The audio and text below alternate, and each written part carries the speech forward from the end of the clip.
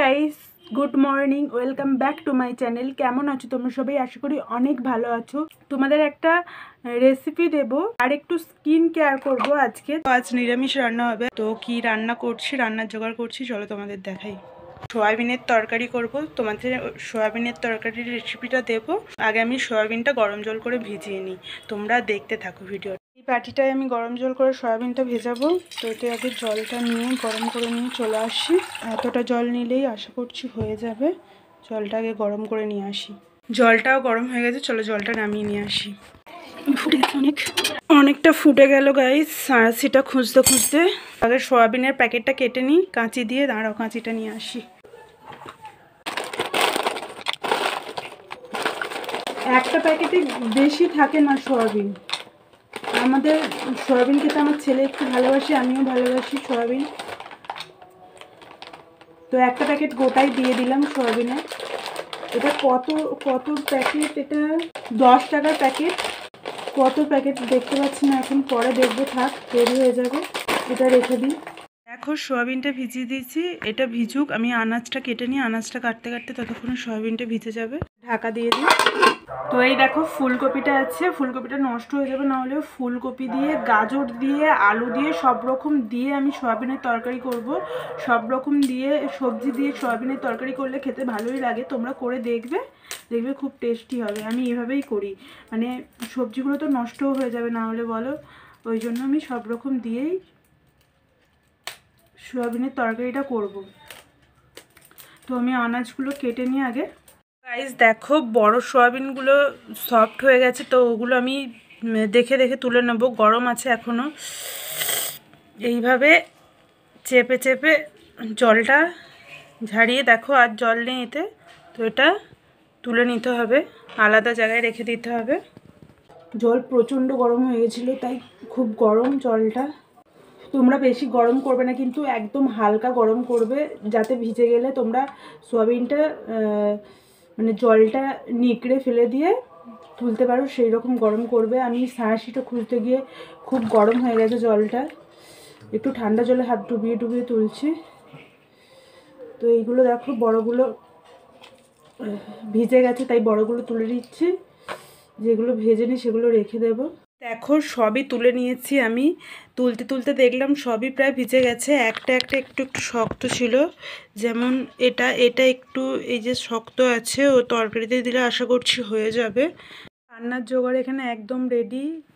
এই যে ওলকপি, এটা গাজর, টমেটো, সয়াবিন, ফুলকপি, এখানে আলু কেটেছি, এখানে উচ্ছে নুন মাখিয়ে নিয়েছি, ধনেপাতা, এখানে এটা মনে হচ্ছে কি শাক, এটা মনে হচ্ছে কুলেতা নাকি হিংচে জানি না। এখানে কাঁচা লঙ্কা নিয়েছি দুটো।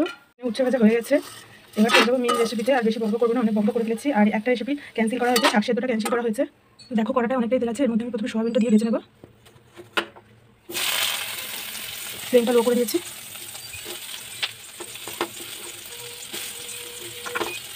এর মধ্যে আমি সামান্য নুন দিয়ে দেবো।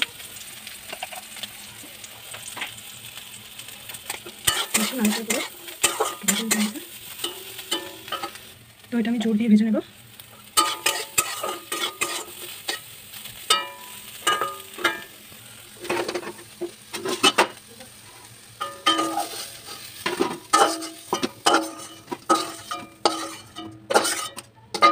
এবার আমি কড়াইতে এখানে তেল দিয়ে দিচ্ছি। এবারে আলুটা ভেজে নেব।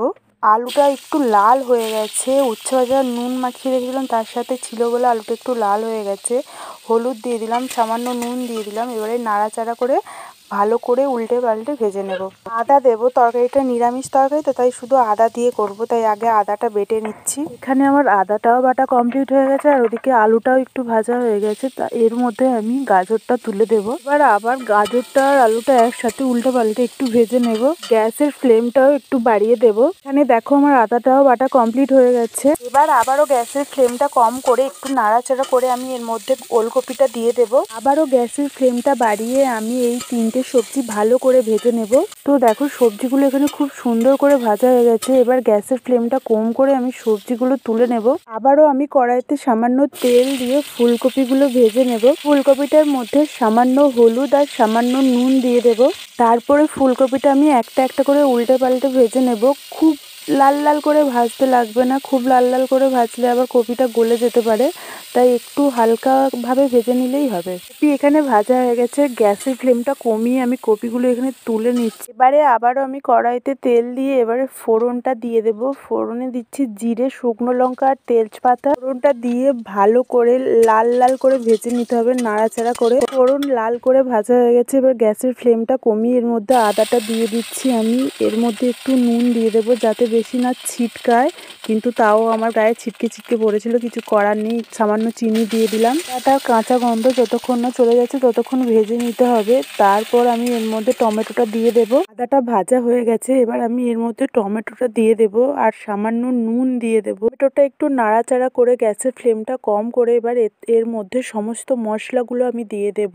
হলুদ, লঙ্কা গুঁড়ো, জিরে গুঁড়ো, ধনে গুঁড়ো আমি সব এর মধ্যে দিয়ে দেব একটা একটা করে। দেখো হলুদ দেওয়া হয়ে গেছে, এবার আমি সামান্য লঙ্কা গুঁড়ো দিয়ে দেব। লঙ্কা গুঁড়োর পরিমাণটা তোমরা বুঝে দেবে। আমি এখানে কম করেই লঙ্কা গুঁড়ো দিয়েছি, কারণ একটা শুকনো লঙ্কা দেওয়া আছে আর দুটো কাঁচা লঙ্কাও দেবো, সেই জন্য একটু কম করেই লঙ্কা গুঁড়োটা দিলাম। তোমরা যে যার পরিমাণ মতো দেবে, যেরকম ঝাল খাবে সেই অনুযায়ী দেবে। সামান্য জল দিয়ে দিলাম যাতে মশলাটা ধরে না যায়। এবার আমি ফ্লেমটা বাড়িয়ে গ্যাসের ধনে গুঁড়োটা দিয়ে দেব।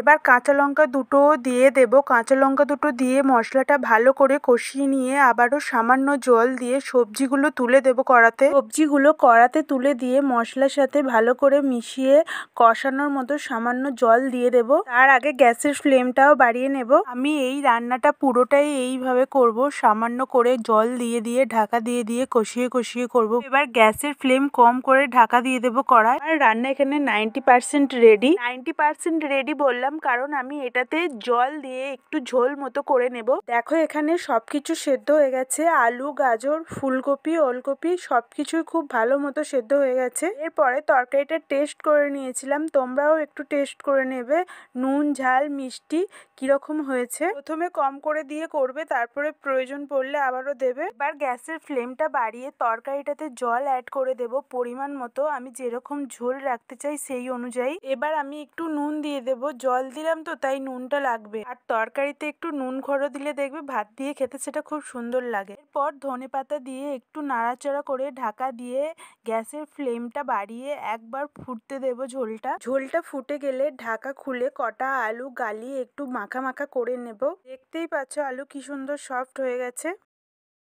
দেখো এবার তরকারিটা আমি এইভাবে একটু করে দিচ্ছি। আমি যে কোনো তরকারি একটু এইভাবে খুন্তি দিয়ে করে দিই, তাহলে তরকারিটা একটু মাখা মাখা মতো হয়, বেশ ভালো লাগে দেখতে। সোয়াবিনের তরকারি এখানে 100% রেডি সার্ভ করার জন্য।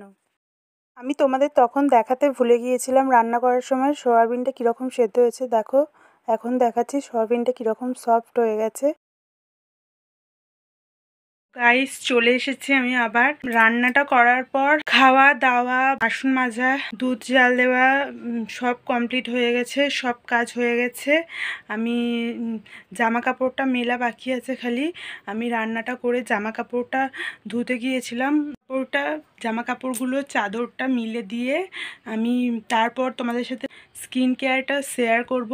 তো তোমরা ভিডিওটা পুরোটা দেখতে থাকো। স্কিন কেয়ার বলতে আজ আমি তোমাদের দেখাবো আমি আমার ফেসের কিভাবে যত্ন নিই উইকলি। আর আজ আমি স্ক্রাবিং করব আমার ফেসটা। ফেস ওয়াশ লাগাবো আগে, তারপরে স্ক্রাবিং করব।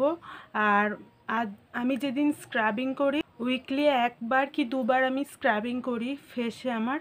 যেদিন আমি স্ক্রাবিং করি সকালের দিকে টাইম হয় না, আমি দুপুরের দিকেই করি। স্নান করার সময় আমি ফেস ওয়াশ করি না, যখন স্ক্রাবিংটা করি তখন আমি ফেসটা ওয়াশ করি।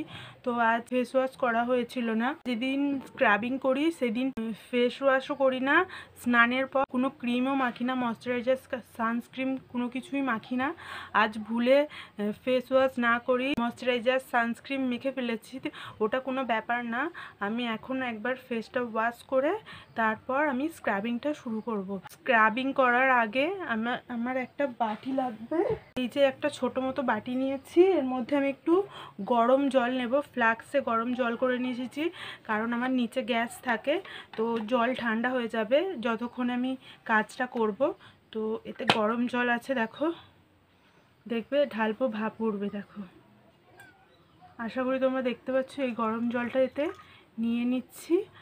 আর আমাদের এখানে লাগবে কটন প্যাড। তো এখানে আমি দুটো কটন প্যাড নিয়ে নিয়েছি। আগে আমি নাকছাবিটা খুলে নেব। অনেক কষ্ট করে নাকছাবিটা খুলে নিয়েছি। এটা আমি সাবধানে রেখে দেবো, খুব চোখ দিয়ে জল বেরিয়ে গেছে গাইস। তো এবার আমি এই দুটো কটন প্যাড গরম জলে ডিপ করে নেব। সরি গাইস, আগে ফেসটা ওয়াশ করে নিতে হবে। ফেসটা ওয়াশ করার জন্য আমাকে এরকম একটা পাত্রে জল নিয়ে নিতে হবে। এইরকম একটা পাত্রে আগে জল নিয়ে নেব, আমি প্লেন জল নিয়ে নেব। এই ফেস ওয়াশটা দিয়ে আমি ফেসটা ওয়াশ করছি।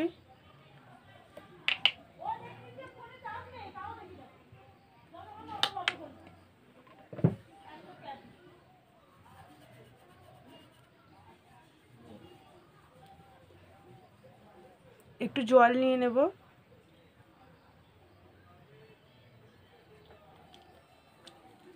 একটা রুমাল ভিজিয়ে ফেসটা পরিষ্কার করে নেব।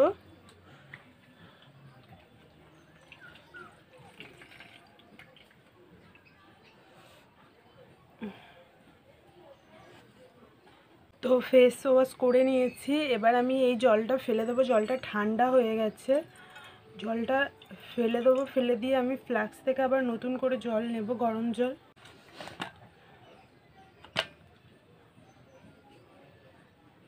এই জলটা খুব গরম গাইস,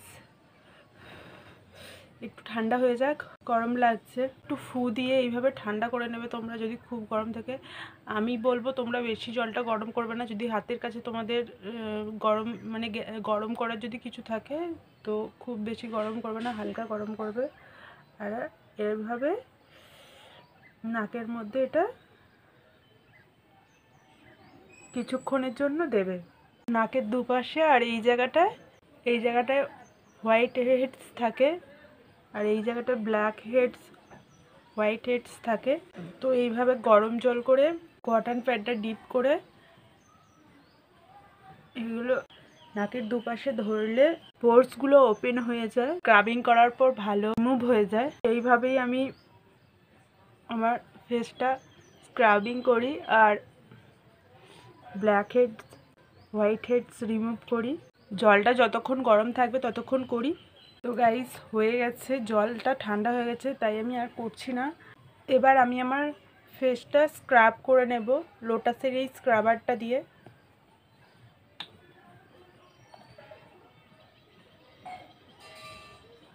এক মিনিটের জন্য।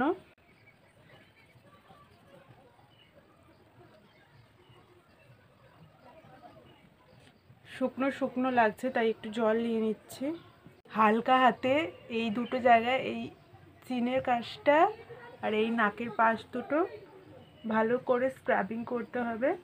একটু লাগবে কপালটার জন্য, আর একটু নিয়ে নিই,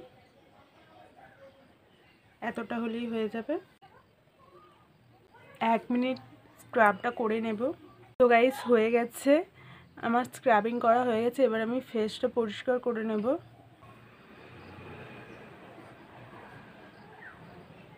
এবার এটা দিয়ে black heads are white হেডসটা remove করে নেব আয়না দিয়ে দেখে দেখে।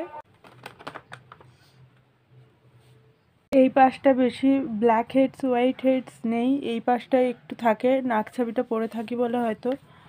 এই পাশটা পরিষ্কার, আবার গরম জল লাগিয়ে তারপরে স্ক্রাবিং করেছি, তো তাই ওটা পরিষ্কার হয়ে গেছে মনে হচ্ছে। তো guys black heads white heads remove করা হয়ে গেছে। এবার আমি মুখটা আর একটু পরিষ্কার করে নেব। এবার আমি একটা ময়শ্চারাইজার লাগিয়ে নেব আর লিপ বাম লাগিয়ে নেব। এটা প্রফেশনাল প্রোডাক্ট ময়শ্চারাইজারটা।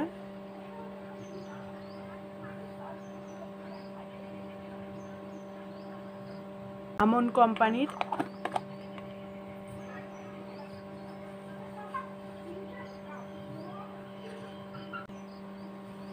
Lip balm পতঞ্জলির। তো এই ছিল আমার skin care weekly skin care কীভাবে আমি স্ক্রাবিং করি। রেসিপিটা অবশ্যই তোমরা চাইলে ট্রাই করতে পারো। আমার এতটাই, তোমাদের যদি ভালো লাগে তো লাইক করবে, শেয়ার করবে, আর আমার চ্যানেলটা সাবস্ক্রাইব করার অনুরোধ রইল। সোয়াবিনের তরকারি রেসিপিটা যদি তোমাদের ভালো লাগে তো তোমরা অবশ্যই বাড়িতে ট্রাই করবে, ট্রাই করে জানাবে, আমাকে কমেন্ট করে জানাবে। আসি, টাটা।